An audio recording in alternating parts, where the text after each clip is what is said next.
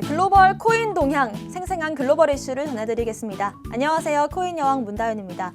오늘은요, 코인베이스와 SEC의 조사 관련 이슈, 그리고 앞으로도 유망할 코인들이죠. 폴카닷과 솔라나 얘기까지 해보겠습니다. 디지털 자산 애널리스트 이광호 대표님과 얘기해보겠습니다. 안녕하세요. 네, 반갑습니다. 네, 당신이 잠든 사이 글로벌에선 어떤 일들이 벌어지고 있을까요? 바로 첫 번째 기사로 확인해 보시죠. SEC vs Coinbase, Alex Mashinsky says Celsius will have to wait and see on fallout. SEC가 USDC에 대한 이자 지급 문제로 코인베이스에 경고를 날렸습니다. 네, 이번 주 가장 큰 이슈 중에 하나가 아닐까 싶은데요. 네, 어떤 이슈인가요? 네, SEC가 코인베이스에 웰스 노티스를 발송을 했다라는 그런 기사입니다. 네, 웰스 노티스가 어떤 건지부터 한번 설명해 주실까요? 네, 웰스 노티스는 연방 증권 조사관들이 법적 절차를 진행하기 전에 브로커나 회사들에게 보내는 경고장이라고 볼 수가 있습니다.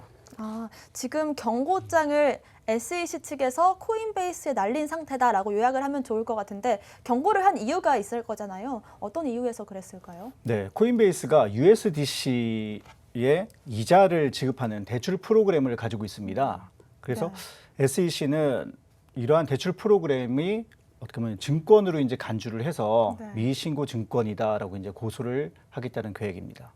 아, 굉장히 SEC 측에서 증권이라는 단어에 예민한 것 같습니다.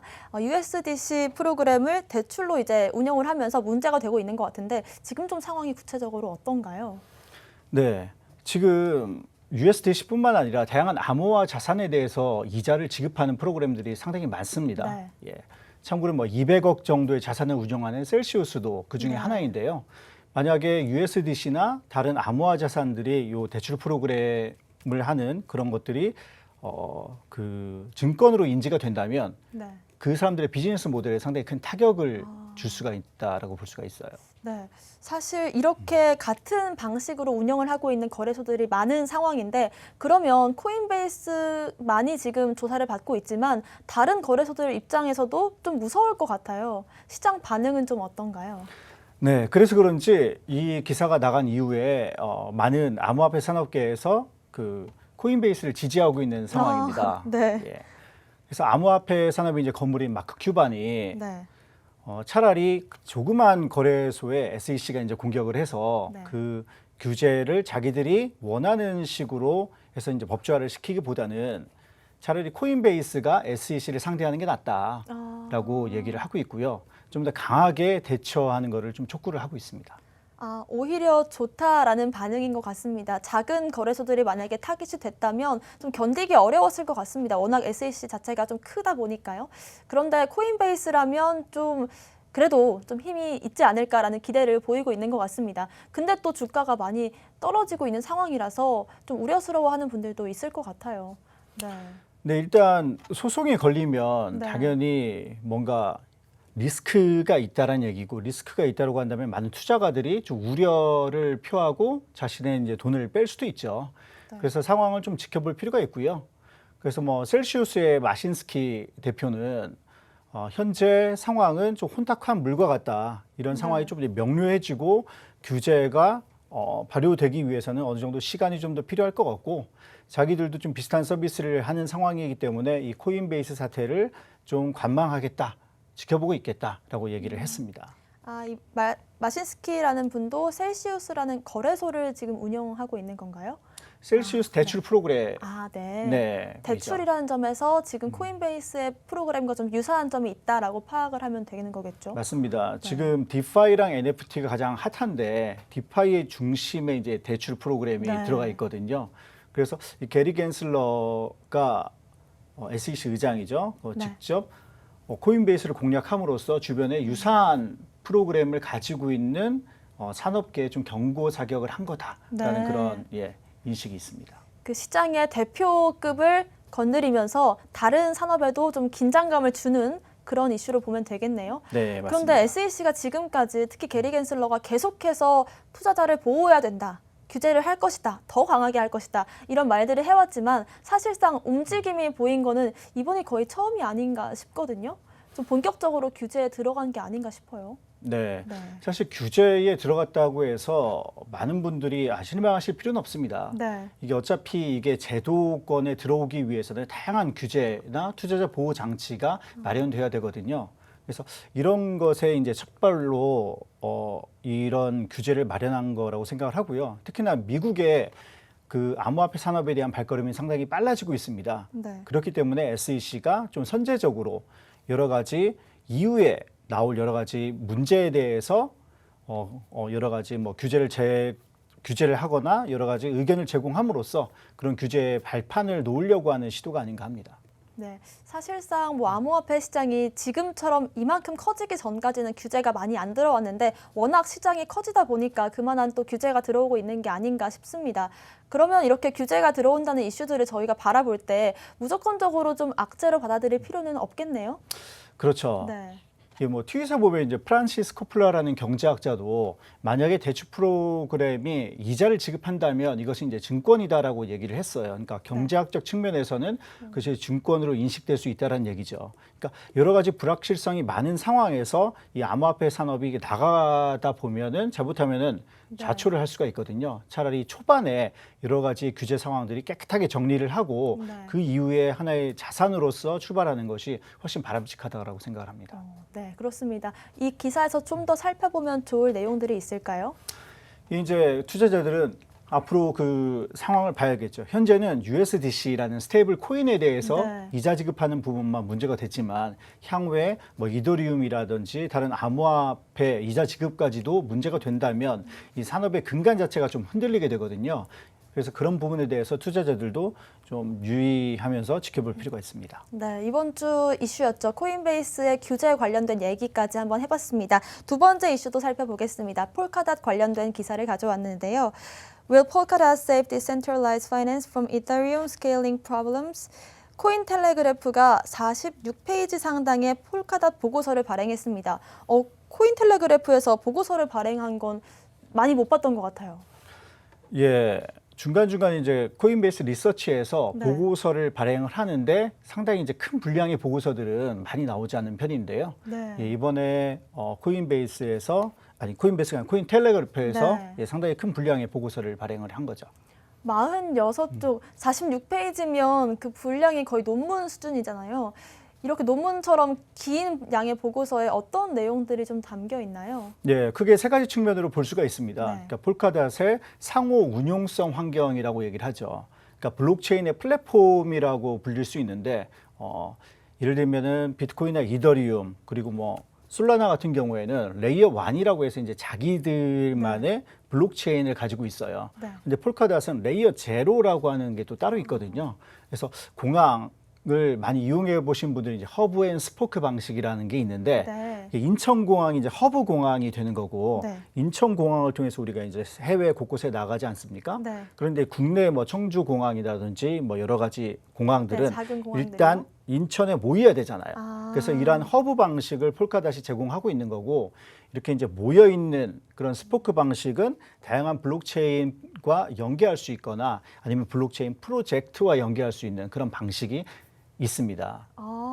폴카닷의 상호 운용성을 좀 공항에 빗대서 설명을 해주신 것 같은데 이해가 좀 잘 되는 부분인 것 같습니다. 그러니까 폴카닷이 인천공항처럼 작은 공항들이 거쳐가는 큰 허브 공항이다라는 말씀이신 거죠? 네, 맞습니다. 네. 그리고 두 번째는 이제 슬롯 경매 시스템이라고 해서 폴카닷이 그 폴카닷의 슬롯을 경매를 해요. 네. 그래서 이 안에 들어온 프로젝트들도 주기적으로 이제 경매에 참여를 해서 계속해서 네트워크를 이어 나가야 되거든요. 이제 그것을 통해서 이 경쟁 상태를 좀 유지하는 게 폴카닷의 전략이고 마지막으로는 폴카닷 생태계에서 다루고 있습니다. 폴카닷에는 작게는 뭐 클라우드 환경에서부터 예측 시스템까지 다양한 프로젝트가 올라가 있거든요. 그래서 네. 폴카닷 생태계 위에 있는 프로젝트들에 대해서 이렇게 다루고 있습니다. 네, 크게 이 46페이지 분량의 보고서를 세 가지 파트로 나눠보자면 상호 운용성, 그리고 슬롯 경매, 생태계 이 세 가지 부분으로 나눠지고 있습니다. 폴카닷이 계속해서 좀 유망한 종목으로, 코인으로 주목을 받고 있는 것 같아요. 대표님은 좀 어떻게 보시나요, 이 코인? 네, 지금 뭐 이더리움이랑 솔라나가 엄청난 인기를 얻고 있는데요. 폴카닷 같은 경우에는 우리도 처음에 구글이 나왔을 때 네. 얘가 뭐 하는 애냐 이제 궁금을 했잖아요. 얘들의 이제 비즈니스 모델은 뭐냐. 근데 폴카닷은 솔라나와 뭐 이더리움과 달리 최근에는 기술 개발에 좀 집중을 하고 있는 모습을 보여주고 있어요. 네. 그러니까 비즈니스 파트너십을 잘 안 맺는다는 거죠. 네. 그래서 얘들이 지금 거의 뭐 개발이 완료되는 시점으로 가고 있거든요. 네. 그래서 개발이 완료된 이후에 비즈니스 파트너십을 맺는다고 한다면 지금 뭐 솔라나가 보여주고 있는 그런 상승도 충분히 가능할 거다라고 생각을 하고 있고요. 네. 그리고 웹 3.0을 지향하고 있기 때문에 우리가 하나의 블록체인만 이용할 수는 없잖아요. 네. 그래서 각 블록체인들이 이 폴카닷 시스템에 쉽게 안착할 수 있는 브릿지를 많이 개발하고 있거든요. 네. 그래서 향후에 좀 긴 안목으로 쳐다봐야 될 주요한 코인으로 폴카닷을 보고 있습니다. 네, 웹 3.0도 폴카닷의 중요 키포인트다라고 짚어주셨는데 여기에 대해서 조금 더 자세히 알려주신다면 웹 3.0은 어떻게 이해하면 될까요? 네, 웹 2.0은 말 그대로 이제 정보의 교환인데 네. 웹 3.0은 가치의 교환이라고 볼 수가 있어요. 네. 그래서 폴카닷은 웹 3.0, 웹 3.0 파운데이션 재단이죠. 예, 재단에서 폴카닷을 운영을 하고 있습니다. 네, 사실 지금 뭐 물론 3, 4월 하락장을 맞으면서 폴카닷 시세가 많이 떨어졌지만 7월 중순부터는 쭉쭉 올라서 오늘 지금 실시간으로 8%가량이 상승이 나오고 있습니다. 하지만 또 단기적으로도 말고 장기적으로 봐도 괜찮다라는 전망이신 거죠? 네, 지금 기업들이 이제 개별 기업들은 일단은 블록체인에 투자를 하고 있지만 자기들이 네. 직접 참여하는 기업은 상당히 적은데요. 이후에 각 기업들이 이 블록체인 네트워크에 참여할 때 가장 우선적으로 선정하는 게 폴카닷이 아닐까라고 네. 생각을 해요. 그러면 폴카닷을 앞으로 지켜볼 때 어떤 점을 좀 중점적으로 보면 좋을까요? 어떤 점에 포인트를 두고? 네. 네, 그 폴카닷이 지금 기술적인 개발은 거의 이제 완료가 됐거든요. 네. 그래서 이후에 어떠한 기업들이 이 폴카닷 네트워크에 참여를 하게 되는지, 네. 그리고 폴카닷이 언제쯤 적극적으로 기업들과 이제 파트너십을 맺는지를 보신다고 한다면 그 시점을 딱 참고하셔서 네. 여러분들이 투자를 하시면 좋은 수익을 얻으실 수 있을 것 같아요. 이미 기술 개발 측면에선 잘 하고 있기 때문에 비즈니스 측면에서 봤을 때 어떤 성장세를 보여줄 것인가가 앞으로 성장에 있어서 관건이 될 것이다라는 의견 주셨습니다. 네, 폴카닷 기사까지 살펴봤고요. 세 번째 기사는 연일 화제가 되고 있는 솔라나도 한번 살펴보겠습니다. Cointelegraph Research is Solana on Ethereum Killer. 솔라나가 가격 급등하고 있습니다. 그 요인을 한번 분석해 보겠습니다. 네, 어마어마한 상승세가 정말 나오고 있어요. 일주일 사이에 또 한 번 가격이 2배가량 뛰면서 어디까지 오를까 싶거든요. 맞습니다. 저희가 솔라나에 대해서는 상당히 많이 다뤘던 것 같아요. 특히나 6월에 안드레슨 호로위츠나 이 폴리체인에서 그러니까 솔라나에 투자를 했거든요. 그때 투자한 금액이 이제 3억 1,400만 달러 네. 정도 3억 투자를 했는데 네. 일반적으로 주식에 투자하는 것과 달리 이 기관 투자가들은 이제 코인을 산 거예요. 네. 솔라나 코인을 산 거고 이걸 통해서 솔라나가 엄청나게 가격을 상승했는데 몇 퍼센트 상승했는지 아세요? ICO 가격에 비해. ICO 가격에 비하면은 뭐 상상도 못할 것 같은데요. ICO 가격이 보니까 대략 3원 정도 3원이요? 네, 3원 정도 했더라고요. 네. 그래서 이제 87,340% 상승을 했다고 합니다. 네. 네, 그래서 이게 어마어마한 상승이네요. 네, 우리가 이더리움이 엄청나게 상승을 했었잖아요. 네. 그래서 이더리움도 사람들이 이 성공에 이더리움을 통해 성공한 사람이 많다라고 생각하는데 솔라나를 통해서도 이렇게 엄청난 백만장자들이 탄생을 했을 것 같아요. 네. 더구나 솔라나는 2020년 3월에 ICO를 했기 때문에 네. 사실 그렇게 멀지 않거든요. 네. 그렇습니다. 그때 이제 투자를 잘한 사람들은 지금 이제 백만장자 반열에 올라가 있을 것 같습니다. 제가 빠르게 계산을 해보니까요. 뭐 3,000원만 투자를 했어도 870만 원 정도를 벌었겠네요. 네. 어마어마한 상승세가 보이고 있습니다. 근데 네. 또 요즘에 특히 오르는 이유 그리고 과연 앞으로 더 갈 수 있을 것인지에 대한 우려감도 들거든요. 네, 네. 맞습니다. 이게 크게 투자 받은 것뿐만 아니라 그 10월 달에 또 솔라나가 해커톤을 해요. 네.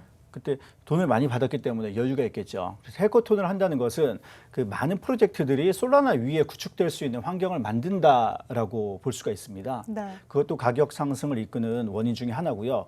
가장 중요한 원인은 이제 NFT라고 볼 수가 있죠. 네. 그래서 이더리움 NFT가 상당히 핫한데 솔라나 NFT도 점점 핫해지고 있습니다. 네. 그 이유는 이더리움의 이제 가스값이 점점 올라간단 말이에요. 그래서 솔라나는 그거에 비해서 이제 저렴하니까 솔라나 쪽으로 오는 경향이 있는데 저번에도 제가 말씀드린 디제너레이트 에이프 아카데미, 퇴행성 원숭이 아카데미라는 게 있잖아요. 네. 그 퇴행성 원숭이 아카데미가 이 솔라나 코인의 이제 상승을 견인했다라는 그런 얘기도 있습니다. 그리고 또 솔라나의 수혜를 받은 코인들도 국내에서 보이는 것 같습니다. 어제 가장 큰 상승 보였던 코인들 중에 세럼과 코스모스가 또 솔라나와 연관이 있다 이런 얘기 들었어요. 세럼은 그 FTX 창시자인 네. 샘 뱅크먼 프라이드가 만든 탈중앙화 거래소예요. 근데 솔라나 기반이에요. 세럼 자체가요? 네, 예. 근데 코스모스는 폴카닷과 같은 이제 인터체인이기 때문에 네. 솔라나와 이제 같이 연결이 될 수 있다라는 그런 측면이고요. 이게 이제 FTX 창시자인 샘 뱅크먼에 대해서 잘 아셔야 되는데 이 친구가 이제 1992년생이고 부모가 이제 스탠포드 교수 출신이고 본인도 MIT 물리학과를 나왔어요. 되게 잘 아시네요. 네. 그래서 이 친구의 재산이 또 11조입니다. 네. 그래서 이 FTX 창시자가 솔라나의 엄청난 팬이거든요. 네. 네. 솔라나가 금수저네요. 네. 예, 그래서 이 FTX에서 이제 어디에 투자를 하는 건지 그런 횡보를 보시면 FTX가 그 선물 투자 중에 이제 가장 자산 거래가 네, 큰 맞습니다. 거래소잖아요. 그래서 이런 FTX의 지지를 받고 있기 때문에 솔라나가 많이 올라간다라고 이제 볼 수가 있습니다. 네. 요즘 급등하고 있는 솔라나 가격 급등 분석까지 한번 해봤습니다. 오늘 저희가 준비한 소식은 여기까지입니다. 본 방송에서 제공하는 정보는 투자 판단의 참고 자료일 뿐이며 특정 자산 가치의 상승과 하락을 보장하지 않는다는 점 유의하시길 바라겠습니다. 저희는 다음 이 시간에 오겠습니다. 시청자 여러분, 성투하세요.